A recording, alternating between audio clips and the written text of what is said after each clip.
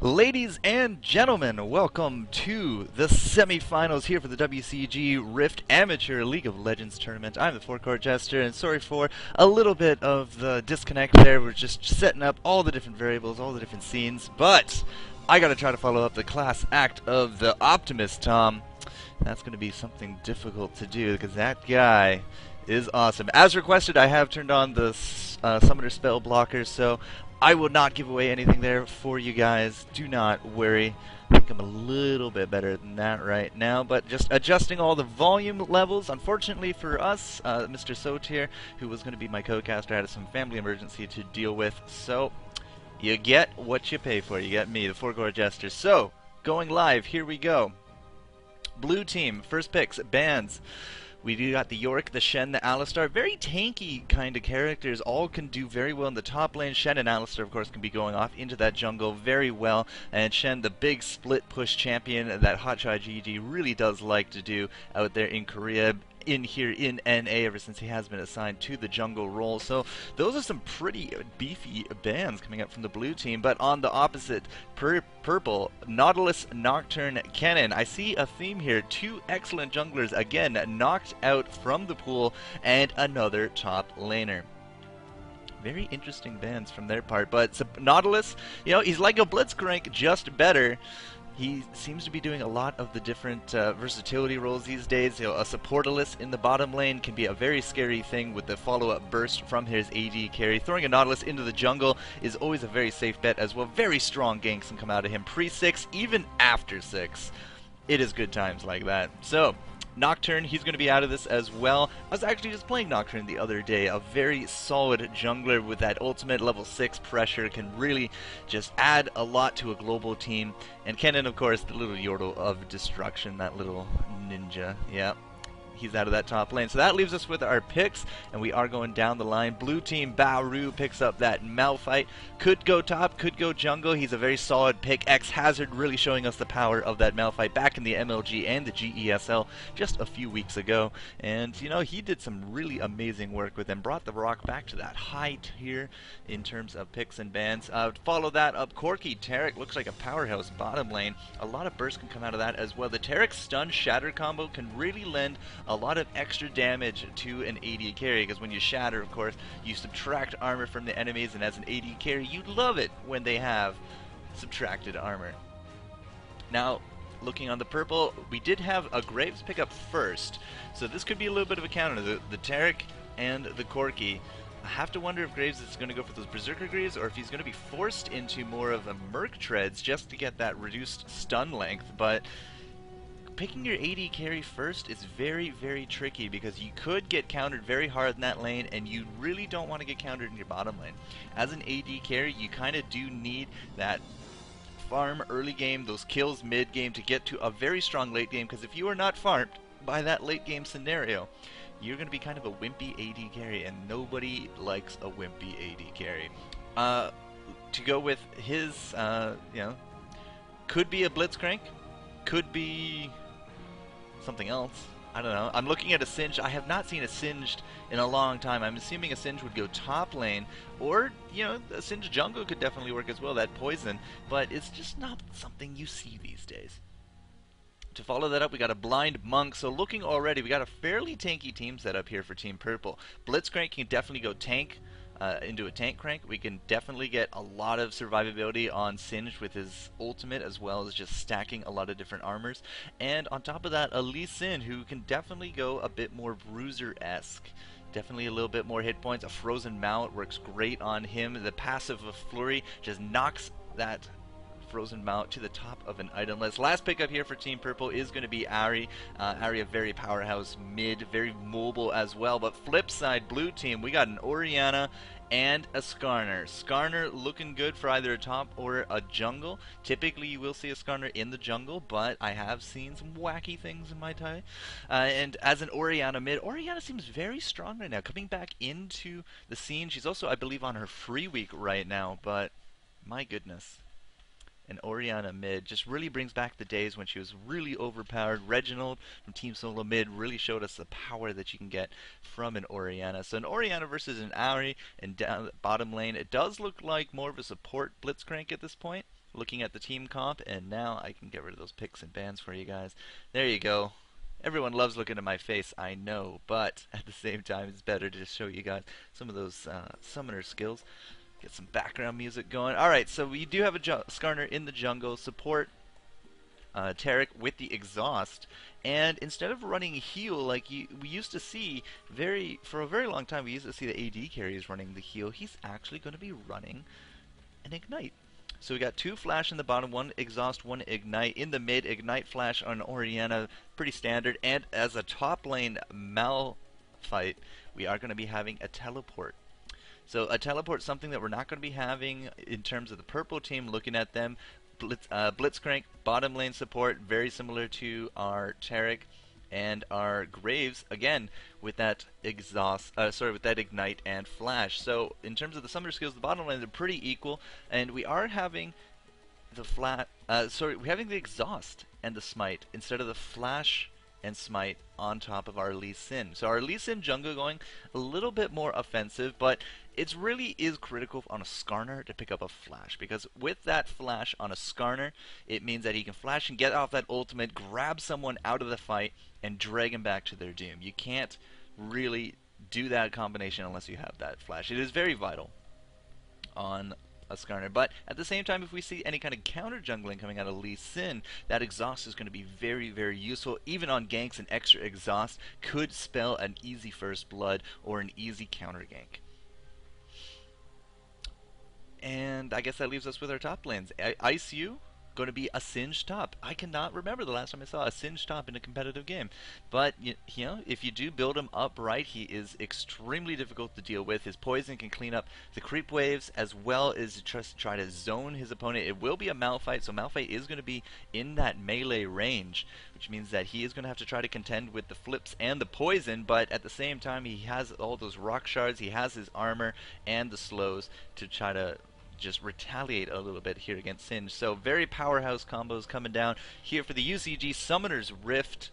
It is the Amateur League of Legends tournament powered by CSN, and I'm just happy to be here, guys. Happy to be here.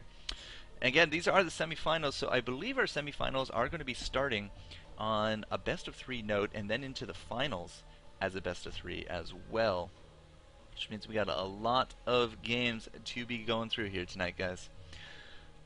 So, join me, the four-core Jester here in the League of Legends for the UCG to CSN. Just going to set it back to, that's the wrong button.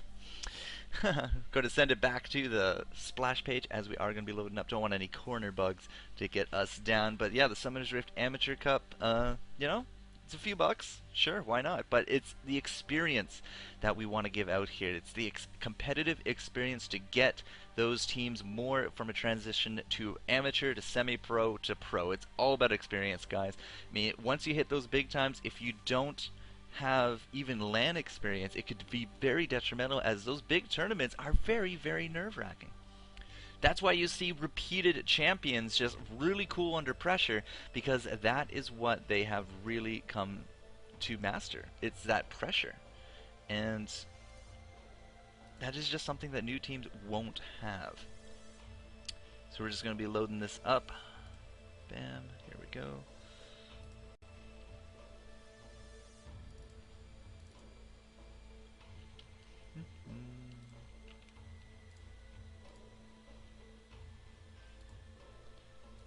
Bam. Alrighty. Got our CSN and our UCG in the corner. Got my doll there as well. I see a Strato there in the chat. Hello, Strato. How are you, sir? And I think we got 10 people here hanging out today.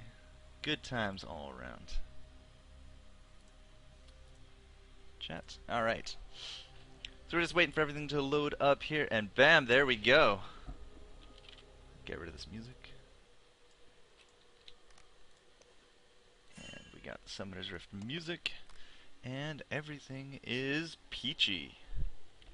Excellent to see. Alright, in your bottom left corner, Team Bauru, Team Captain, I have no idea what team it is, but Team Captain Bauru going to be leading the way here for Team Blue, as they're going to be making their way out to the middle. In the top right corner, Team Red, Killer Bee. Welcome to Summoner's Rift. Killer Bee. Sounds like a familiar character from a certain Naruto series, but we're going to be doing a little bit of dance here. Let's check out some of these items right off the bat. You can see boots and pots, boots and pots, boots and pots, and then quite a few different wards. I'm a little curious as to, okay, so Tarek decided to get boots and wards instead of the typical combination here, and you can see Blitzcrank lagging behind his team a little bit as they are going to be roaming as mostly 5. They're going to try to do their best as a roaming 5, but we do got the wards and the fairy charm. We got the boots and the wards here for Tarek, but that gamble might not be paying off. And we do got Team Red in the top. We do got 4 of Team Blue here waiting in this brush, and they might actually be able to set a nice ambush here for Team Red, but they're going to go over to the blue. They are looking for that Skarner setup. Oh, this could be bad. Baru is going to get spotted out. Oh, he saw. Singe came out of the brush. What a terrible mistake. And now we do know that they are roaming as 5 in top of our jungle. And that is not going to be a level 1 fight, ladies and gentlemen. You go a bit too far into that bush, and you saw that immediately the blue ping go down saying, hey guys, they're right there. We can't do this. And you can see what they're doing. We're going to go to their blue, and Team Blue is going to come to the Team Red blue. But it is warded, so we do know what's going on. I'm not too sure there's anything that Team Red can do about this, as they're now kind of out of position. So we are going to just trade off the blues and head on back to their respective lanes. Baru is going to be able to pick that up, no problem. Now, had that Singe not shown himself, would have been a very, very different situation. Very different situation. We could have easily seen a first blood on top of Skarner had they waited it out, and maybe then they would have gotten their blue and been able to trade off their blue to their mid-Ari, but just a little too far. It's all you need to ruin the suspense of a level 1 fight. Alright, top lane, it is going to be Singed versus, again, that Malphite, and everyone has boots and pots, so there's no armors here, there's no regens except on that Blitzcrank because he did not go for those boots, and we're actually even down a ward here on Team Blue, but you know, we're going to try our best. That mid lane, Orianna and Ari, they're just going to go back and forth. And bottom lane, they are just going to be trading off blows at this point. Level 3 Skarner coming in with that red. Could be going for a gank. Was making the moves to the mid, but mid is kind of pushed up a little bit. Not exactly prime gankable situation. Neither is this bottom lane. We got Blitzcrank just hanging out there. Now, a thing to note about that bottom lane. Because we have a Blitzcrank, we want to try to make those big plays. Because we don't have sustain. Like, we have Blitzcrank, we don't have any heals down here, we don't even have a summoner heal, but off goes that grab, and the exhaust going down on top of that Corki. Blitzcrank is looking for blood, but he might actually get first blooded if he stays around too long. We should have that stun ready from the Tarek, ready to go again, and it is, again, a tricky situation. Oh my goodness. They fake me out bottom, and then it does look like that Skarner top, so we're going to rewind, we're going to check that out. The flash going in, Singe not looking in such a good position, and he's going to be dying right here under that tower. The slows coming out from that Malphite, as well as the combo from Skarner, faking me out, how dare they. But there you go, first blood, guys, going to Team Blue. That puts them up about 1,000 gold.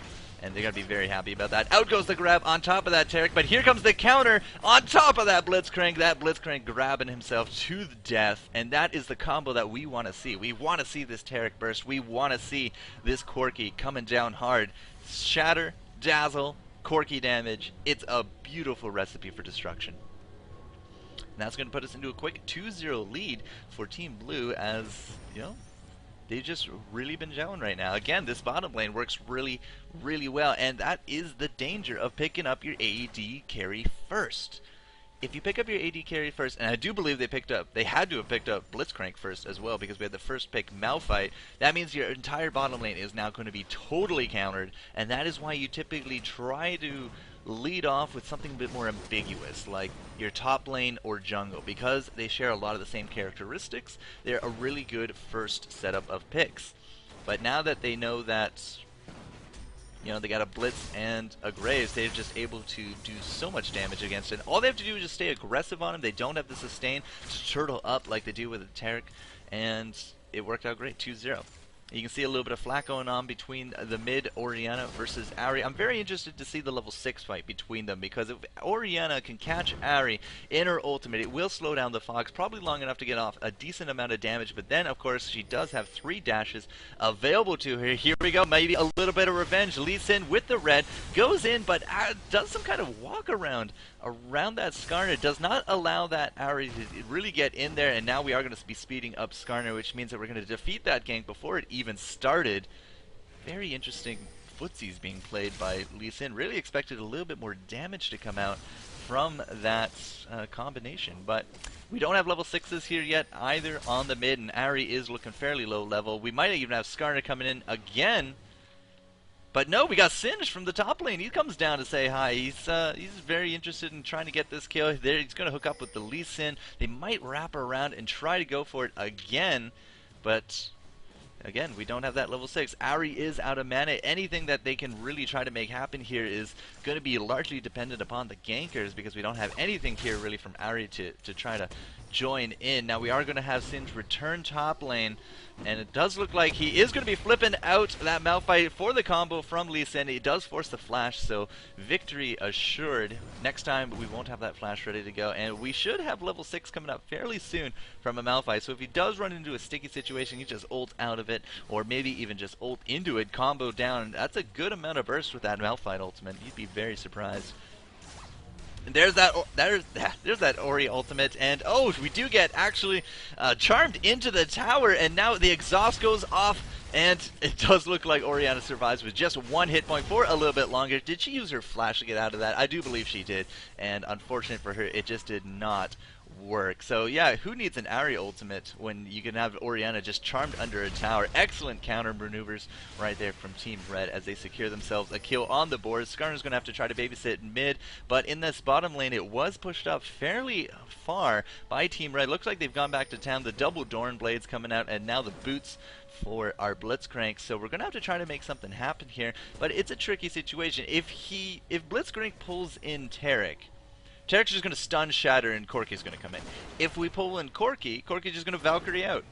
Again, the counter game worked out very well for the Team Blue situation in this bot lane, but we're going to have to see if the skill level can actually stay up with it. So ICU, he's going to be checking out this blue. Unfortunately does not find it. It should be coming up in fairly short order, unless Skarner already has it. Nope.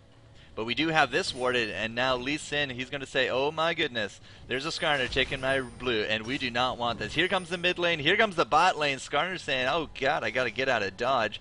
And now they are going to have a first class ticket to maybe watch this kill go down. I mean, it is warded, and no, we're going to have this bottom lane come up. Look at this Taric pushing in very aggressively. Here comes the teleport from the Malphite as well. The level 6 goes down, and we are going to be able to insta-give that Lee Sin. Out comes the Ari ultimate. She is just going to have to try to kite them away, but is this going to be enough for Graves to get out? We do have an ignite on him. The big missile from Corki, not enough to take him down. What a combination of events going down in this bottom lane. It's all about this blue buff right now, and they are going to be able to get it. Orianna picks that up from across the wall. We are going to have to flip on top of that Skarner. I'm a little surprised we didn't actually have a combination come down from that Blitzcrank. That was an Orianna ultimate forcing the flash from Singed. It did keep him alive, and now this bottom lane, they've lost their blue, they've lost their Lee Sin, and overall, just again, great team coordination coming out from Team Blue. I'm very impressed with them right now, as they are going to take a 3-1 lead. They have now taken the enemy blue. They should be trading off Skarner to go get their blue, and yes, here he is. He's going to be picking this up, making sure that they control both of the blue buffs, and this is going to spell disaster for our mid lane. Ari, if she does not have a blue up against this Orianna, Orianna's just going to keep harassing and trading and trading. She's going to have infinite amount of shields and infinite amount of harass, and Ari is not going to be able to keep up with that. Now it does look like Corki is going to head back to town. He has himself those boots and the Vamp Scepter, probably going to get the tier 2 boots. Corki goes to town. Nope, he's going to go straight for the pickaxe. So pickaxe and a ward. We got a gank going on here into this mid. Orianna not looking so good. There's a lot of poison being dealt onto her from that Singed, and Singed will be able to pick up this kill. In comes Taric for some reason. He just gets off as a little bit of a revenge stun.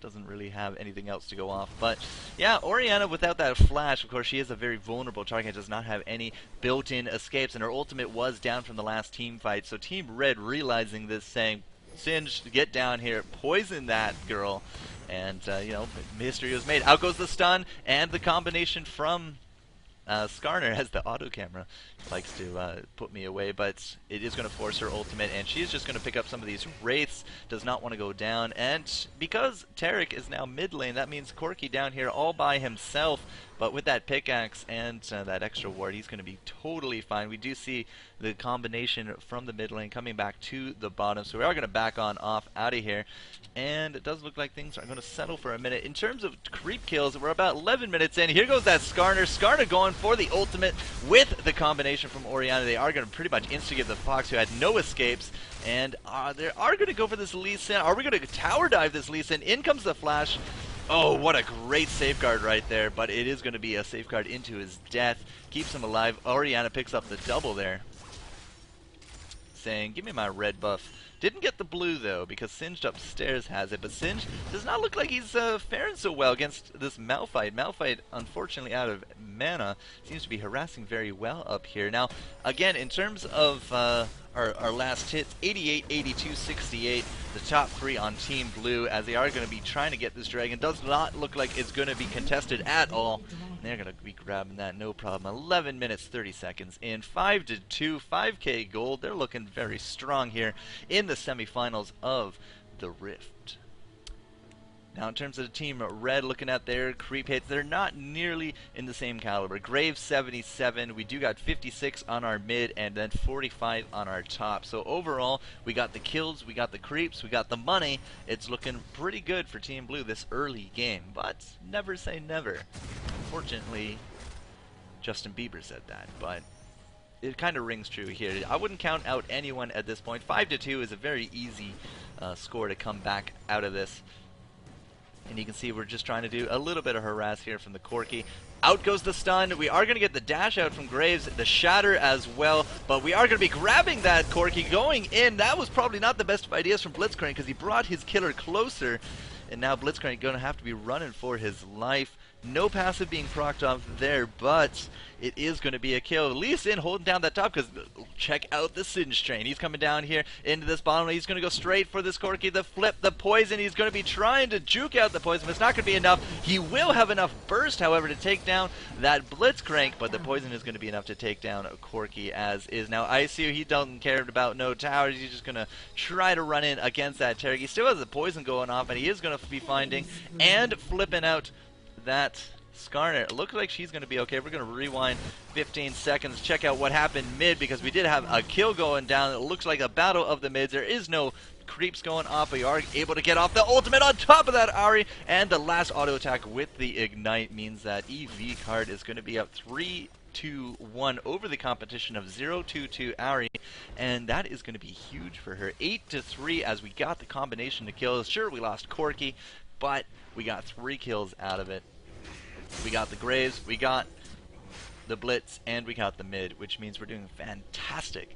Now it's becoming a little bit harder to say that it's anybody's game, because it is 8-3 and nearly 6,000. There you go, 6,000 on the dot gold difference between the two teams. Now, because Malphite was upstairs and we had to have Lee Sin babysit a little bit, that means Lee Sin's been getting quite a bit of lane experience, puts him actually at the same level as Skarner, who hasn't nearly needed to do as much babysitting. But Skarner's up 2-0-2, whereas Lee Sin is actually down 1-0. But Lee Sin has the boots, he went for that quick wriggles, whereas Skarner went for the Merc Treads into the double gold per 5. So if I do toggle these gold options, I'm fairly sure we're going to see a bigger number, a much bigger number for that Skarner. He's doing much better than the Lee Sin in terms of gold and farm. Now we do got the level 11 Orianna mid. Do got a little bit of a clustering going on here. Out goes the Singe slow. We are going to get a little few pot shots here off on top at Tarek, but it does look like,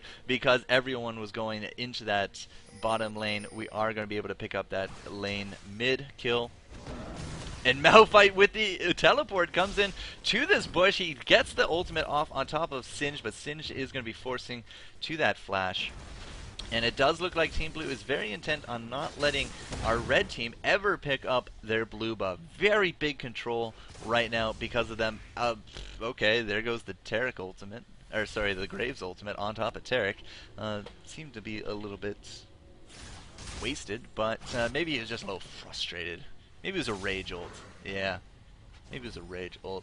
So this bottom lane, again, Corki Taric doing fantastic work up against the Graves Blitz combo. The few times that Blitz has landed the hooks, all they've ever really done is serve to kill Graves that much faster. Look at that burst! That is some amazing burst! And the big Bertha missile at the end of it, able to pick him up. Just cannot sustain past it. Graves gets himself those Berserker Greaves, so he is going to go balls to the wall DPS. But it might be a little bit better if he did get those Merc Treads. Because, my goodness, he just dies in one combo. He needs to get out of these stuns sooner. He needs to dash out of them sooner. But that was a really good combination kill right there on our bottom lane. Again, 10-3 is the score. 7,000 gold and climbing. Look at that BF sword sitting nice and snug on top of Corki. Looking for that Infinity Edge coming up. But we might have a kill up top. He is going to force the flash. Avoids the charm. And that means it is a wasted gank. Excellent work from that Malphite. Has Malphite even died? No. 002 Malphite with 106 creep kills. Compare that to our top Singed, who's sitting at 62. Does not have anything past that Catalyst, and what a kill on top of this mid. 3-on-1, Lee Sin has nothing defensive. He has not built tanky except for that little bit of armor to date. Out goes the Skarner ultimate and lands the kill on top of Music 2 Theft. That puts at Ari 0-4-2. Does not have the tier 2 boots yet. Did have to try to get a little bit of sustain, but now we do have Singed in our sights. Singed is going to get slowed down a little bit. We're going to have Skarner sped up a little bit, but that red buff is making some pretty big waves on top of that Singed. Singed dropping extremely low, but the tower takes down that Skarner just too long in that poison. It's very hard to chase a Singed. Singed loves it when you chase him. Loves it! But that's an Orianna ultimate. That's going to put him down. That means she's going to have the blue and the red. This bottom lane pushing in. Now, what can EV card do up against this Blitzcrank? Out goes that exhaust. The shield comes up for this Orianna. Is it going to be enough to keep her alive? No, it's not. But we are going to be forcing out that flash. Here comes the Taric combination burst with that Corki. Maybe they're going to bet a little bit too deep. They are going to be able to pick up the kill on top of that Blitzcrank. Taric going to be trying to do some body blocking here, but it's not looking good for that Corki. Corki is going to be going down to our Lee Sin, and Lee Sin, if he had landed that, probably would have jumped as much as he could on top of this Taric. But Taric at this point does have himself the Heart of Gold as well as the Philosopher's Stone. Oh yeah, tell us how much gold he's earned now. Just looking at that. So big plays overall. Team Blue looking extremely strong, but they are up 14-6 at this point. They're still looking really strong as Auri is going to be trying to go off on top of this Taric. Even with that Ignite, is it going to be enough to take him down? Sliver health. 28 hit points, ladies and gentlemen. He lives with 28 hit points. Can't be too very happy about that, but look at this Skarner. He does not care about a tower whatsoever. He's going to be bringing that Graves very low. Here comes the gank from top, but it is not going to be a Sonic Boom landing on top of Malphite. You can hear a little bit of a laugh there as well, and Skarner is going to be avoiding the 3-man gank. He's going to go the long way, hook up with his Orianna. Team top here does not seem to be very interested in making anything of this at all. Oh, what's this? A Blitzcrank. Not looking very scared right now because he is running into 3 of them. There's the Orianna ultimate. Here comes his passive, but it's not going to be enough. He does drop in fairly quick order. It could mean a Dragon attempt as we have now taken down that bot lane, and the Graves has now also headed back to town, which means that Ari's actually taking care of bottom, and it does look like that team top duo has now come to mid, but it is going to be yet again another uncontested Dragon. 19 minutes about it killed. We should see the next one. 25. Look at the burst on top of that Lee Sin. Lee Sin with the great safeguard on top of Singed, but it's not going to be enough. He does drop to the Phosphorus Bomb from our Corki, and now Singed is going to be on the run. It's not looking good anymore. 16-6. I mean, it was 5-2 just a few minutes ago, ladies and gentlemen, but now 16-6 with a 12k gold lead. Our blue team is looking really good in terms of execution as well as strategy.